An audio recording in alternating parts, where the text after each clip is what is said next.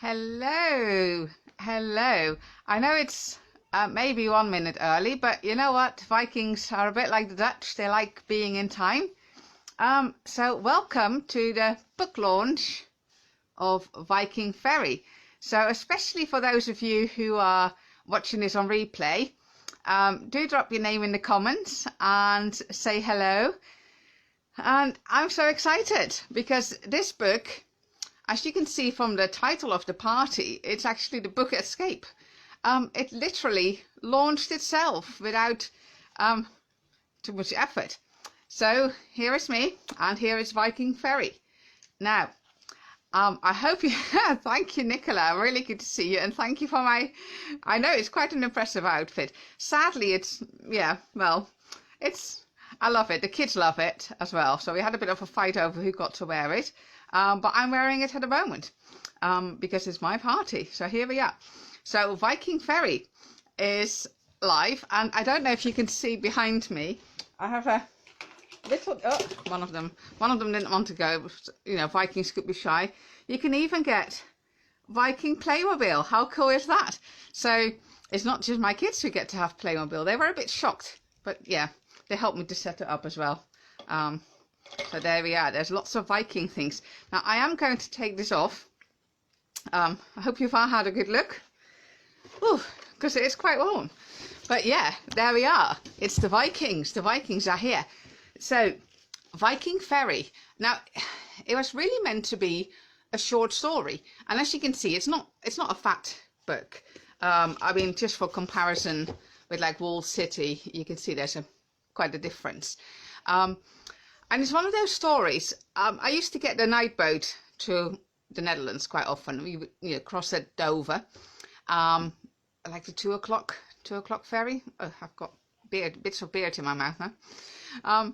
So I used to get the night ferry because it meant if I took the 2 o'clock ferry, I could be at my first school at 8 o'clock, ready to teach all day, and then make it up to my parents' house later.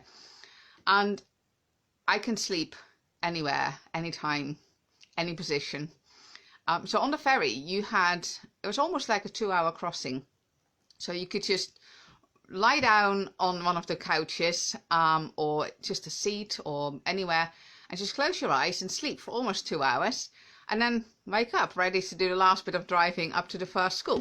So, and then normally the announcement thing of, people having to get back to their car would wake you up.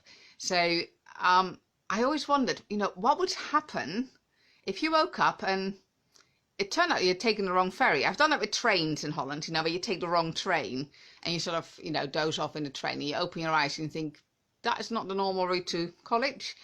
You take the wrong train. But within the Netherlands, that's not so bad because wherever you go, you're back really quickly. It's all small. But I thought, at a ferry, what happened if you would wake up and you were like, I don't know, like Marseille or, somewhere like up in Norway, who knows? So that's really where the short story started, is with this girl called Marika, which is a very Dutch name. And she's a Dutch girl living in England, and she goes home to visit her family, like you do. No specific reason, just because you have some time off. So she goes to home, gets on a ferry, and I always find that a bit scary because you have to follow the instructions. You have to drive straight and you have to park straight and you have to stop when the man tells you to stop. And, lots of things could go wrong with getting onto the ferry. Once you're parked up, it's fine.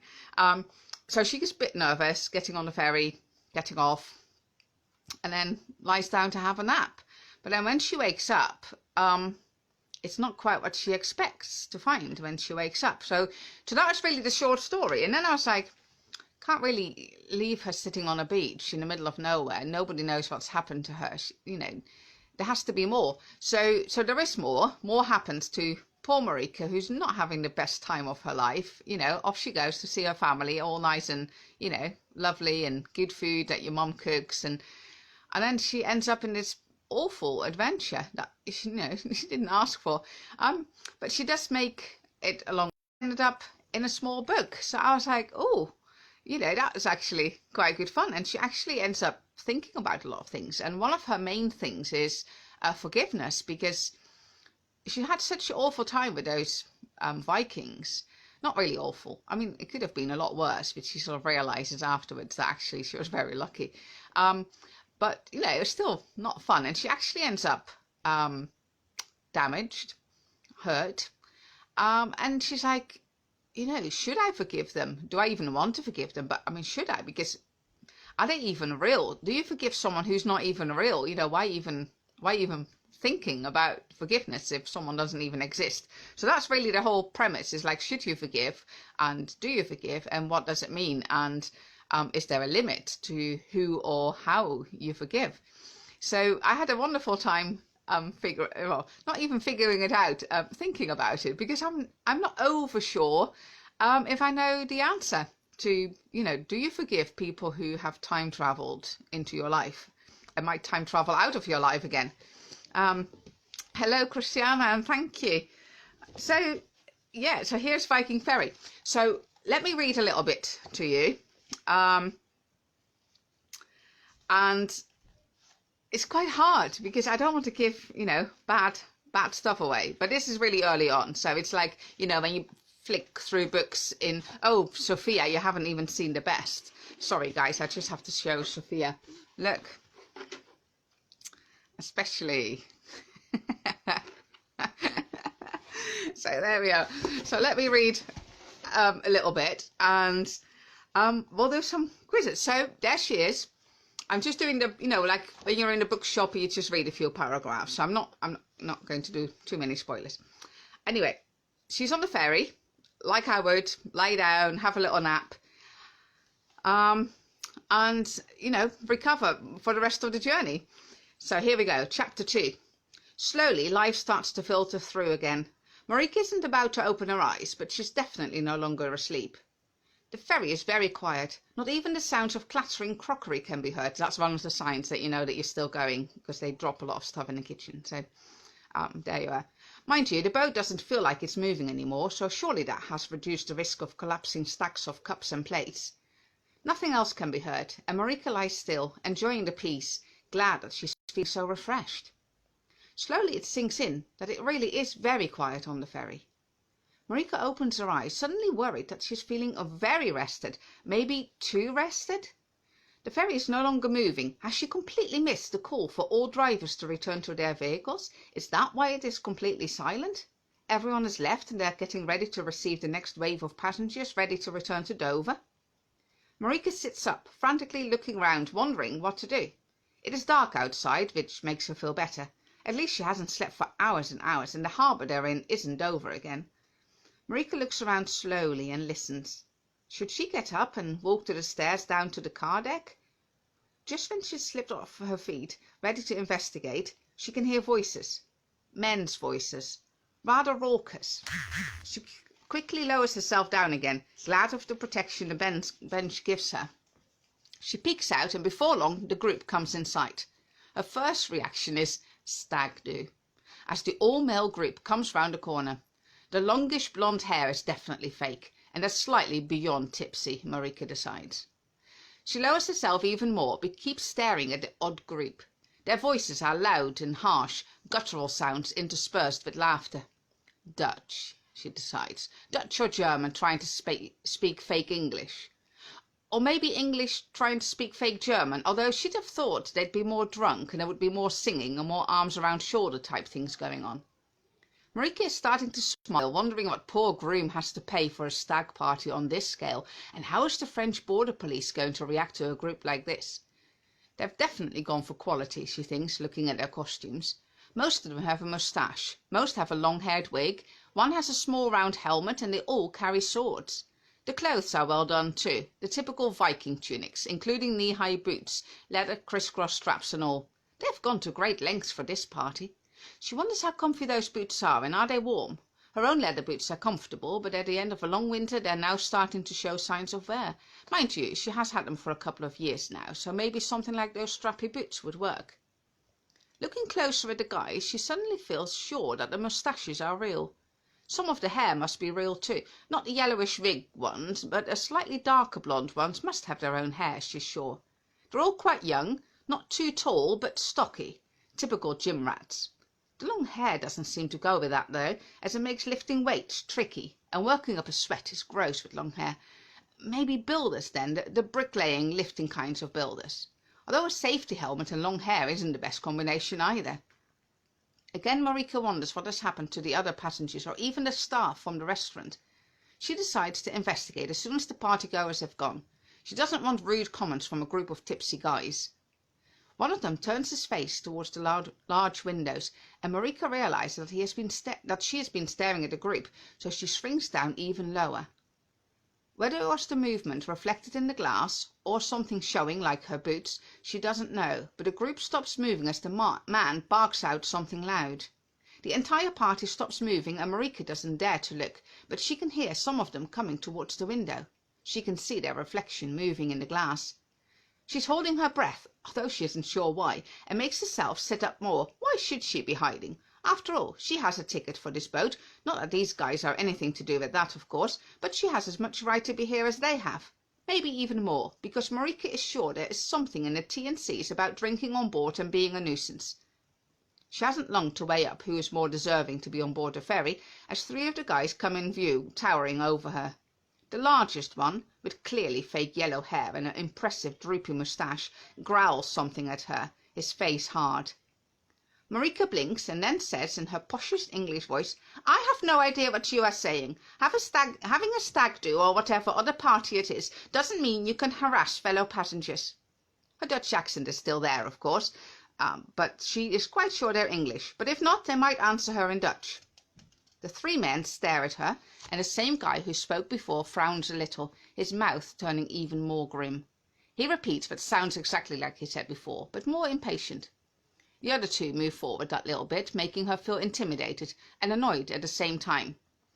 "Some space, please," she says in as catty a voice she can, with only the slightest tremor in her voice. She really can't stand confrontations, and these guys are now getting annoying, giving off nasty vibes. Having a loud party on a ferry is inconsiderate enough, but to hassle people as well is taking fun too far. She regrets sitting down, hating the way the men tower over her, but there isn't enough space for her to stand up. The first guy now really crowds her space, growling something at her and motioning with his hand for her to get up. Kidding, right? He really thinks she's going to get up and come along with their stag do. She glares at him and decides to forget the posh English lady role and just go with the insulted Dutch mama voice instead. "Kappen nou," she says crossly. "Huppel op en laat me met rust. Hou je feestje ergens anders." That means stop it, go away, leave me alone and party somewhere else. That should do it, as they're obviously pretending the whole Viking accent thing, and even if they're German, they'll get this, especially as her facial expression should mean the same thing in any language and culture. It doesn't work. Not at all. In fact, the first man frowns, grunts something to his mates, leans forward and grabs Marika's wrist. With one jerk, he has her standing on her feet. Marika gasps, "Hey!" and tries to pull her wrist free to no avail. Where is the guy from the restaurant when you need him? Sorry, that was the whole chapter. Got a bit carried away there. Anyway, so that's the start of poor Marika's adventure. And yeah, it goes downhill from there, poor girl. You know, she was convinced it's a stag do. And the end of the book, I'm still not quite sure. I don't think it was a stag do. But yeah, it took her quite a while to figure it out. But she got really in a big pickle. And I loved it, poor thing. So there's lots of nice food things in there. And quite a lot of research I ended up doing, because it started off as like a fun time traveling thing, but then, you know, sort of start thinking about Vikings and kind of things they would have, and you know, whatever they do. So I ended up looking into Viking stuff quite a lot, and it's amazing. So I've done a little quiz for you. Now, I got carried away. I love things. I trained as a primary school teacher, and some things probably never change. My sort of own development sort of got stuck at that kind of age, I think. Anyway, on the internet, from this really nice shop, I found these Viking boats, and they're for painting. So with my kids, we sat down and painted a handful, and some of them like decorating, some of them just like going wild with paint. Sorry about that. But look at them. I mean, my kids just love making things, and my girls especially love sticking things on. So we made some Viking ships for you, and they're magnet ones. So I've done a little quiz, and I will try and make it fair, because I can see quite a few of you on here. Hello, Elizabeth. Really good to see you here. That's so nice that you're here. Anyway, so I've got some questions. And the first person to get the question right that I can see on my screen. Now, I do know Facebook cheats, but there's nothing I can do about that. Sorry about that. But yeah, the Book of Faces likes to do things their own way. But I will go with whoever turns up in the chat thing first. So here's a little quiz for you. So here's the first question. Where did the horned Viking helmets come from? So like this one that I was wearing. Where did the horned bits come from? Anyone got any idea? Where did that invention come from? So pop it in the chat if you have a guess. And if you get it right, I will send you one of those highly decorated, very highly decorated ships. So anyone have a guess? A stage show? No, not fantasy. It's not true. It's really not true. But who invented the whole idea of Vikings with horned helmets? No, it's not from Cattle. Sorry, it's a people group who invented the idea of Vikings wearing horned helmets, which is actually not very practical if you think about it, because really a helmet is to protect your head. And you want someone. No, it's not museums. I mean, you can see them in museums probably, but if you think about it, you wonder. No, it's not the Victorians. Oh, guys, ooh, it starts with a G. Country starting with a G. Think about it. And yeah, the Germans. Yay, Elizabeth. I will be sending one up to the States. You'll have to DM me later, and if there's one that really takes your fancy, then do let me know. Oh, excellent. Well, I am going to have some of my coffee. I'm Dutch, and nothing happens without coffee. It's one of the things that Marika mentions, of course, is Dutch food. So my kids in the other room were eating a very typical Dutch stroopwafels, you know, the like syrupy waffles, which they had and which she missed. So here's my coffee. Oh, that's better. Now, I'll give you another chance at the thing because I have got more. Here's another one that you might know. What cutlery did the Vikings use? What bits of cutlery did the Vikings use for eating? Which was something I didn't realize. They were quite civilized and a lot more developed than I thought, really. But that was, I don't know, maybe I missed that bit in school, I don't know. But yeah, what did they use for cutlery for eating?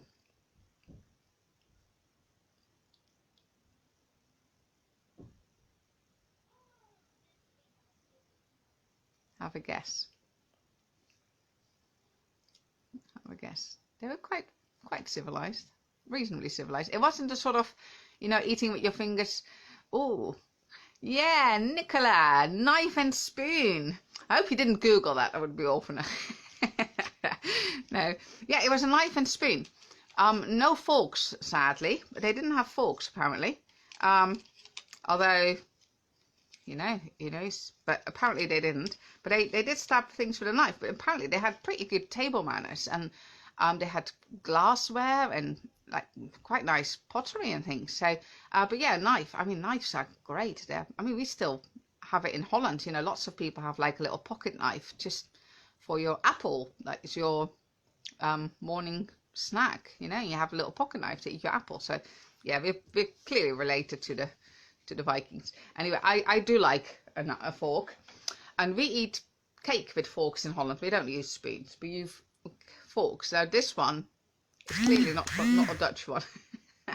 Our cake forks are a lot smaller. But I made a cake especially, and I call it writer's cake because, as you know, as a writer, nothing happens without coffee.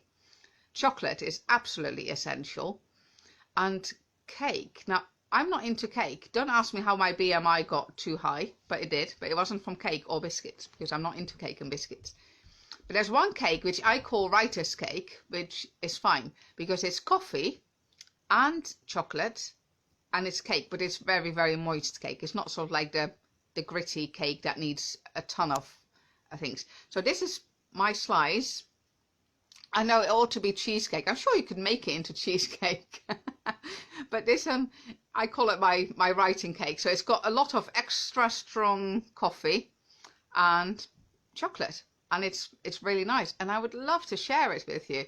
But sadly, that's not allowed. So it's a bit, I feel a bit rude eating it in front of you. But I know the little cake forks, they're so nice. And you get them with like nice patterns and things, like highly decorated. I know the cake is huge. I will probably not eat it all. My BMI will sort of go up in the hour. I'll be back above the line and in trouble, won't I? But I will have to taste a little bit. Yeah, it is good. Sorry.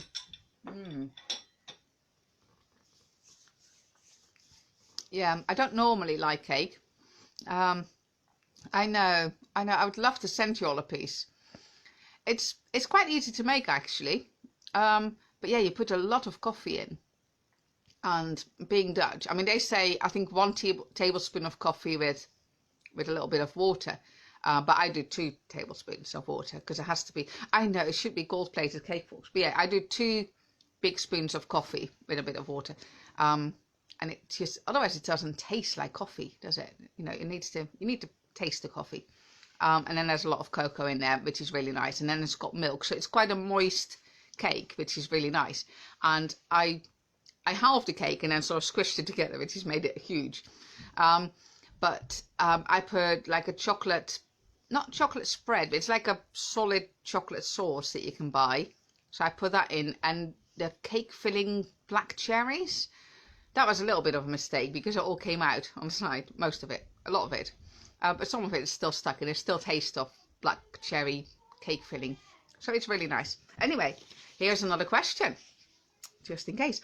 What was special about Viking Saturdays? Oh, it will keep me up all night. I mean, my kids wanted some. They did have a tiny slither, but otherwise they'll be awake for a week. So yeah, the third question is, what was special about Viking Saturdays? Anyone? And remember, if you do have a particular boat that you would like, I have ordered more because my kids really loved it, and it was quite a small pack. So they didn't really have a day off. No, I don't think they did in those days, because a lot of them are farmers, a lot of the Vikings, and apparently they only raided like once a year in the beginning. Sword battles? No, I don't know. I know like a lot of combat things, they sort of train every day, but I don't know how often they trained for their sword battle. Actually, a lot of them didn't even have swords because they were expensive. You had to be really like warrior only type sort of thing to make it worthwhile. I found that out. I thought, you know, they all sort of slept with their sword under their pillow sort of thing. No, it wasn't worship. Their worship thing is odd. They had rum. I think that was every day. You need to. I mean, you know how cold it gets in like Iceland and Scandinavia? You need rum every day. And I don't know what they nicked from all the monasteries across. But apparently they were really into red wine because that was like a refined thing that had been brought in by the Romans. And they were like, you know what, that tastes quite... I mean, it makes it different from like lukewarm mead, I suppose. So they were really into red wine. But no, it wasn't a thing. They had weddings? No. They were actually allowed more than one wife. And they had like a whole wives and concubine system that got more complex when they started raiding more and brought in more girls. But good choice on the wine. Yeah, they weren't as I mean, obviously we think of them as barbarians, and they were certainly not the most civilized of people. They had whiskey. They spent a lot of time milling around in Scotland. Well, there you are. You see, they actually settled in Scotland early. No, it wasn't parties. It was something extremely unusual for the time, because think about the ages that they existed, which is why some of the historians think that some of the women would actually go voluntarily with the Vikings, because they did something that none of the other people did in that day. Needed baby Vikings. Yeah, they did need baby Vikings. I think apparently someone said that they raided other countries because they were a bit low on the women count, because the chiefs had more than one girl, so they needed. Yeah, bathing, Lorraine. Yeah, that's it. They had a bath every Saturday. Can you imagine that? Like 900 and something. So a lot of the the room with a rule or fight. They did actually. Their women had quite a lot of power, not as much as we sometimes make out, I think. But yeah, they had a bath every Saturday, and it caused trouble because some of the historians said that the women sort of left to go with the Vikings because they were like really clean, and their main, I know who to think it. They had their main item that all Vikings had like on them was a comb to sort of keep your beard. I mean, look at my beard, it's like I looked after it. Look, see, it's all braided and everything. So yeah, they groomed themselves really carefully. They had like a really nice and really nicely decorated combs to do their hair, but they had like a bath every Saturday. So if you imagine, like in the Middle Ages, where I mean, was it one of the queens had a bath every year, whether she needed one or not, sort of thing. And then here turned up these big sort of hunky guys who were really clean. So apparently they said, they had to vilify them as much as they could, because otherwise they would lose all their women, because they would all hop on board the longboat with these nice clean guys. So whether that's true or not, I'm not sure. I'm not sure. But yeah, some might. But there is quite a lot of information coming out more and more about fighting women. Some are not convinced, like the whole shield maiden thing, and some are thoroughly convinced. There is some evidence that it wasn't maybe common for women to be fighters, but it did happen. So I'm actually working on a book. Idea came to me because I was like, it's a great story and I loved it. I had great fun with it, but it's very short. And I was like, I would like to be with the Vikings a lot longer. So I'm plotting and planning a series because of Wendy. Wendy gets you into things. So I got into this series because she had this wonderful podcast about planning a series and a character for a series. So and I'd already thought of a character for a next Viking story, and she's going to be a warrior girl, and she joins them. Again, it's going to be time travel, but she's going to join them on a voluntary basis as a warrior girl. So I will be looking at that more. This one is 136 pages, so it's a nice quick read, just a light read, and it's got some interesting bits in there. So yeah, I had a great time with it. Wendy gets to blame for lots of things. It's because she gets us into things. I started writing about 3 years ago or so, and I thought, what shall I do? Because my kids are in bed now by 7:30, but by then it was like 7. What shall I do with all this free time? But no, I thought, it's nice to write, such a release. And now there's me 2 years later with books published and, series planned because of inspiring friends. So thank you, Wendy. And yeah, so there's more Viking stuff coming. But this one, she's taken to a castle, and a big Viking castle, big stone castle. Now that was inspired by my favourite Viking book, which is a Dutch book, which I ought to get. Let me just...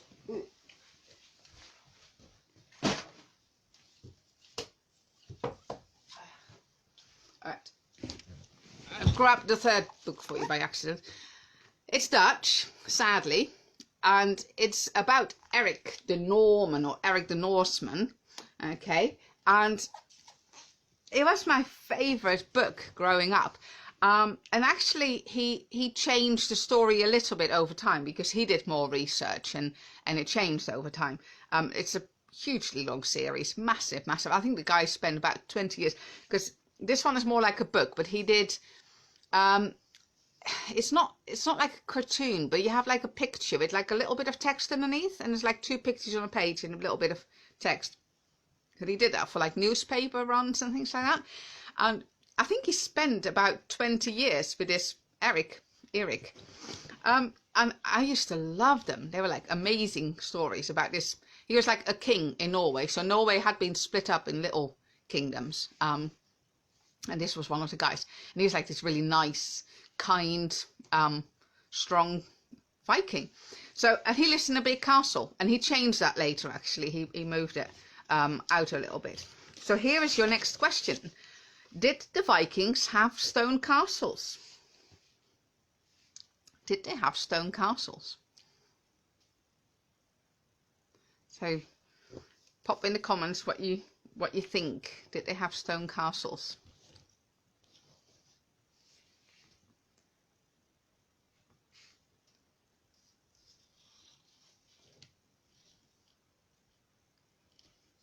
So we've got, yeah, they were, a lot of them were wooden castles, and they didn't really have castles. So well done, Sheila. I'll go for you. And they had, there were some remains of like round castles, but most of them were farmers. So I think right near the end of the Viking Age, it started coming out. More castles were built, and there is, bigger communities and things.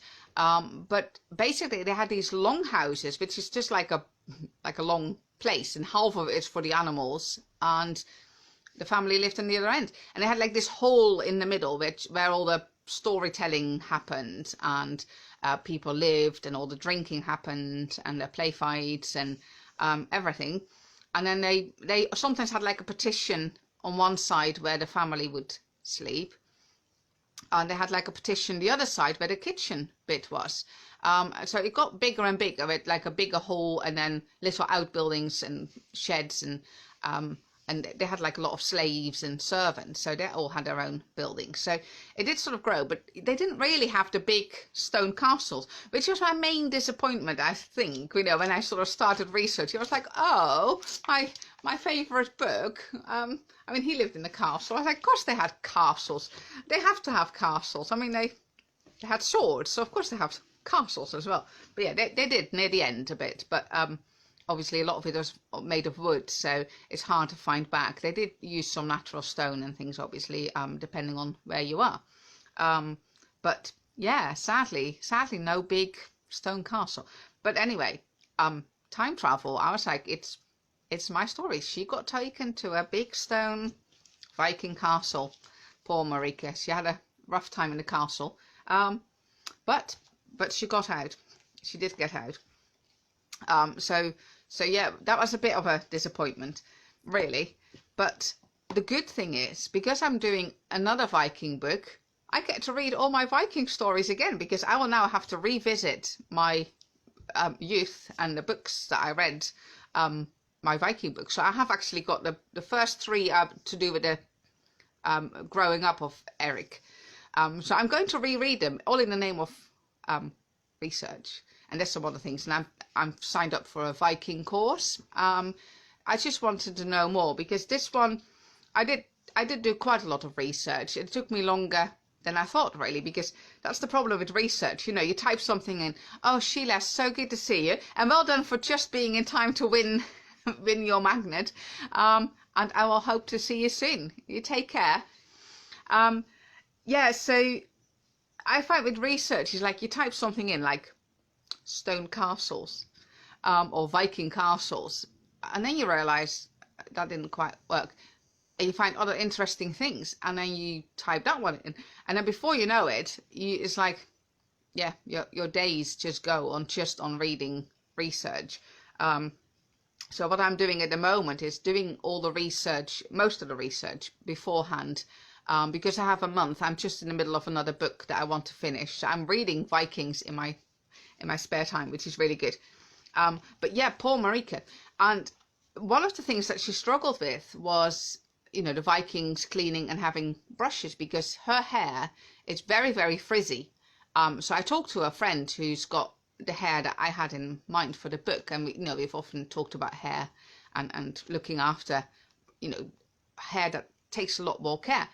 So Marika can't really, and certainly not wash her hair every week. It would just make her hair too dry. And a little fine-toothed comb isn't going to do it on her hair either. That would not be a good move. So she struggles with that. And her other problem is that she uses coconut oil for her skin and for her hair, just a little bit to stop it from drying out and getting too brittle. But because she was taken off by them, she managed to hang on to her handbag, fortunately. So in her handbag, she had a little jar with coconut oil. But that has to last her all that time with the Vikings. So poor Marika is getting a little bit worried about her skincare and her hair.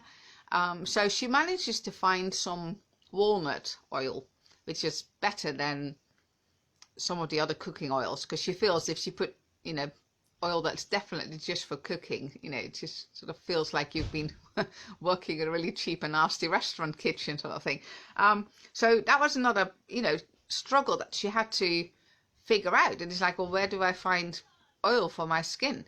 And again, I had to sort of look into that, which was, again, very interesting. And it's one of the things I love about writing, is learning about other things and problems that life can throw at you. So here is a last question for the quiz. It's not a question, it's a statement. Okay, the statement is, Vikings wore clothes with plain earthy colours.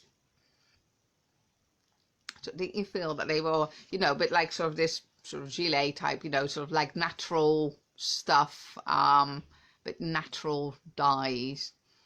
So do you think they wore clothes with plain earthy colours? So pop in the chat what you think about the kinds of things they used to wear.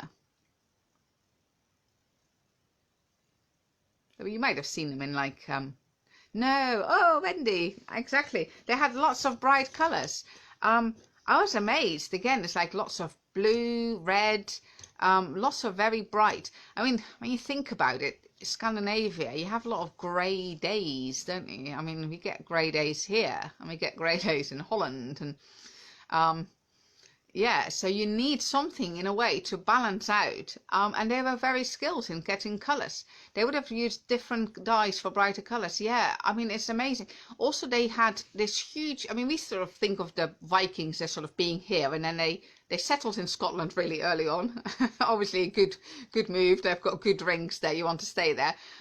They went to Ireland a lot and then along the coast, and that's sort of the thing that I had in mind with Vikings. But they had this huge vibrant trade with the Middle East. I didn't know that. I did miss bits in school, I think. Not sure how. I had a lot of fun in school, so that's probably where that happened, where I missed essential bits like Viking trade. But yeah, they used to go in Bulgaria. There was like a trade, and parts of what is now Russia, they sort of settled, and they had this trade with the Middle East. So they brought in a lot of silk and again bright colours. So I didn't know that, but I thought it was utterly fascinating. I mean, they weren't obviously. I mean, they were pretty brutal. Probably to do with the way they viewed religion, their religion, and the kind of gods they had, and the way they viewed life. It was all quite sort of, yeah, get the sword out sort of thing. But they were also quite refined, like nice red wine, I mean, why settle for mead if you can get red wine? And so many colours. Thank you, Alison. Thank you very much. That's all right. Never late. You've seen the helmet already, so there we go. I'll just pop it on just in case people have missed it. But yeah, I was just really amazed with how, I wouldn't say refined. Maybe refined is a bit too much, because also when you look at research they now find from their houses, like their flooring was not great. It was just dirt and everything got walked into it. So in spite of the weekly wash day. So there was that side, and then their funeral rites and things were all rather brutal, and they were pretty brutal people. But then a lot of them were very young, weren't they? Like the raiders going to other countries. They were just, teenage lads, really. And you can imagine if you have a whole bunch of them and they lay their hands on the Scottish whiskey. it sort of deteriorates their party pretty soon, I would imagine. So obviously that would have an effect as well. But there was like a lot of, quite civilized things and quite pretty things, like, their necklaces and a lot of the jewelry that their women had. And they sort of felt like a lot of the stuff that they raided, a lot of it was pretty stuff to bring back to the girls.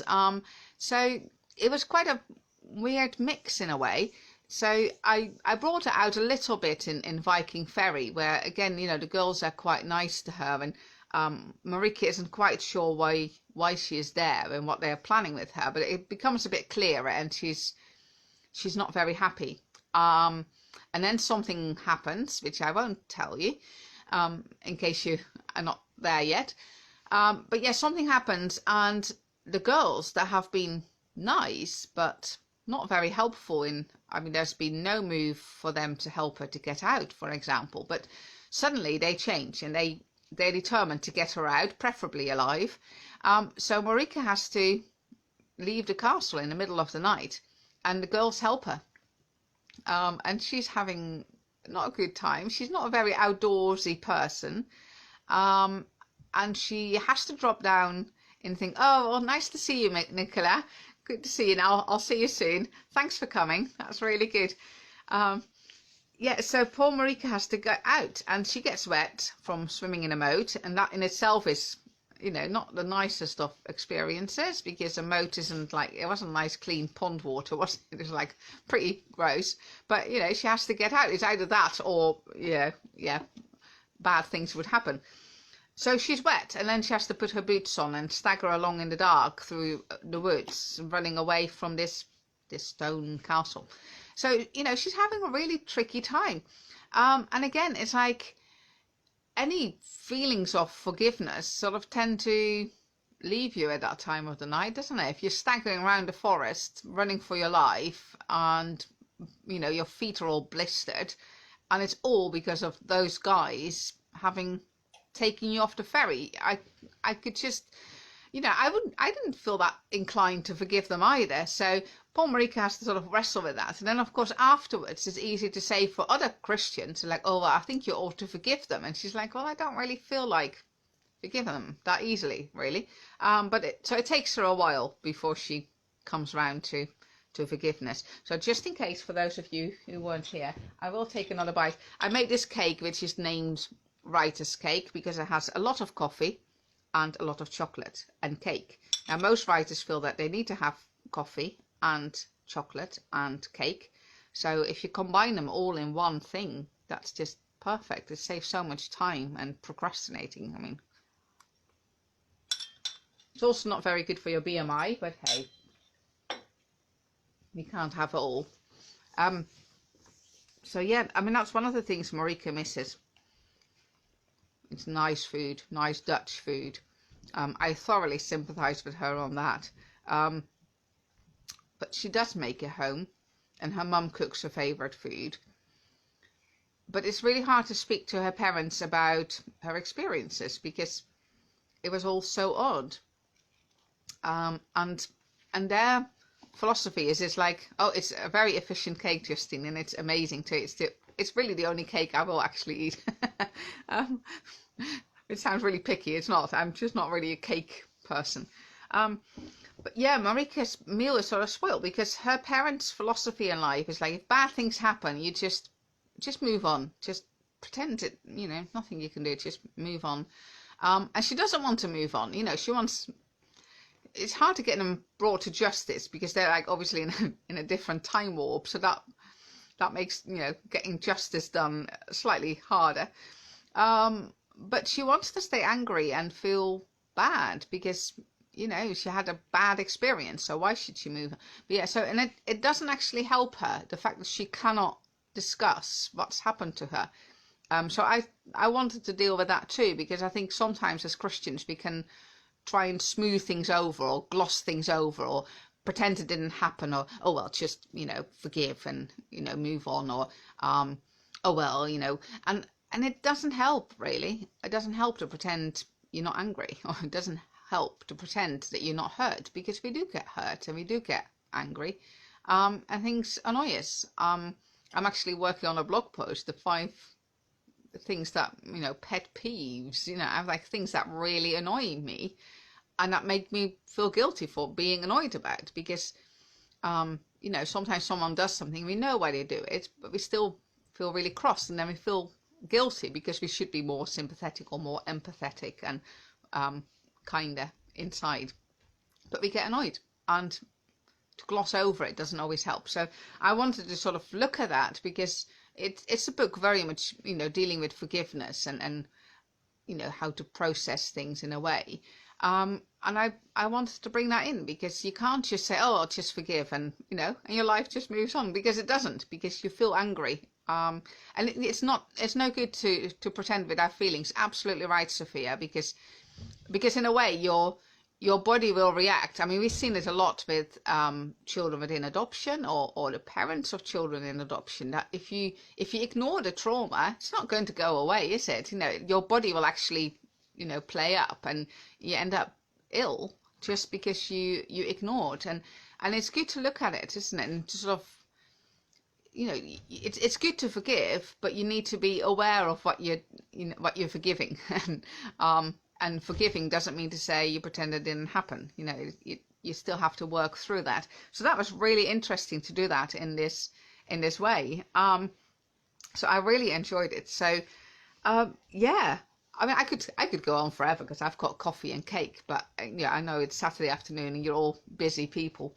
So Viking Ferry, it's only a little novella, so it's only 136 pages or so, and at the moment it's $4.99. But if you're part of my newsletter, I will also, there's a nice offer in that. So it's worth doing that. Also, in the newsletter, I do talk about my new Viking series. So, if you're interested in seeing what I do in my free time, then come and join me on that. But yeah, you can order it directly from my website. Amazon does it. Bookshops should do it, because I've done it through Ingram Spark. So for those of you who missed that bit, I went to publish it on Amazon, and I did the ebook, and I thought I'll set it all up and then have get a copy and look through it, read through it, make sure it's edited the way I wanted it. So I set up the ebook for end of April, then did the paperback, and then Amazon told me it's live, and I was, it can't be live. I haven't looked through it. So I actually have friends who saw the book before I even saw the book myself. So if you do find mistakes, please let me know. And then there will be a second edition that is like thoroughly edited, because yeah, it sort of escaped out into the world before I was ready for it.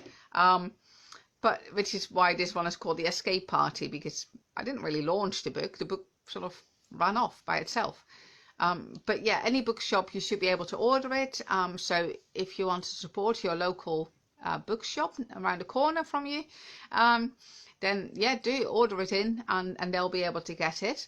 And you can get it from my website. And obviously, if you get it from my website, it'll be signed, and you will also get one of these lovely Viking ships decorated by my kids, or even by me, who knows. That one wasn't me. That was my paint loving son. But yeah, so do go to the website, which is vicariousHome.com, and I think you can even order it on Facebook, through my Facebook shop. So that's, for those of you who are now desperate to have a copy to see what happens to poor old Marika, there we are. And I will soon write down the recipe for the writer's cake to share with you, because it's such an efficient way, and baking is very relaxing. The cleaning up not so much, but that's another thing to do, isn't it? But baking is really good for you, and whilst the cake is in the oven, you have plenty of time to write a chapter or read a chapter, and then you have this really time efficient cake that, I mean, it's not the healthiest of things, but then lots of things aren't very healthy, are they? And it does make you happy. Cocoa is very good for you. I'm pretty sure coffee is good for you, so I'll put that recipe on soon as well. So thank you so much for coming. I know you're all busy people, so I'm really, really blessed and pleased that you all carved out such a long slice for me. So have a wonderful Saturday, and if there are any questions, put them in the chat and I will do my best. So let me know if there's anything else that I have missed or that I should have shared with you or that you want to know. Oh, thank you, Ali. That's really kind. Time fishing case gone. You could substitute various bits in there with like I don't know, like the stevia type stuff. Oh, thank you, Justine. That's really kind. Thank you. Thank you. I'm quite pleased with it because it was so much fun. I mean, the Vikings, there's something about Viking books, isn't there? And I'm so pleased to be still working on Viking story. It's going to be another time travel one. I just like time travel. I mean, it means that you can do and go places. But yeah, do put on the things. Thank you. Thank you, Wendy. And thank you for that really good task of making a character arc. I'm busy working on it, and then all the side characters will come into. So yeah, lots of really interesting ideas coming forward about character development and things. So I'm looking forward to working on that. Really, that was a great brainwave.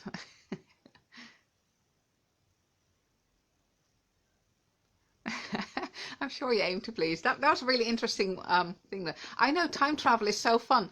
I mean, this one obviously, she's like not banking on it, whereas the one I'm planning and plotting, she found this chasm that would allow her to join the Vikings, and she's purposely going down it. And I think sometimes we don't quite know what we are banking, what we're expecting, and we can be very naive and thinking, oh, wouldn't it be fun if he joined the Vikings as a warrior? But there could be a definite downside to that. And the past is not as glorious as we often think, is that? There's a lot of other sides to the past, but it is definitely a cool thing to think about.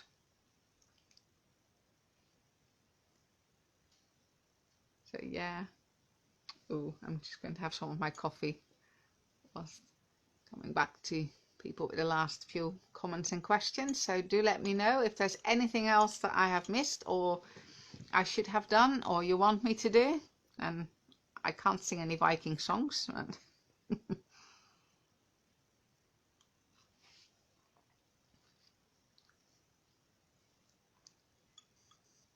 No.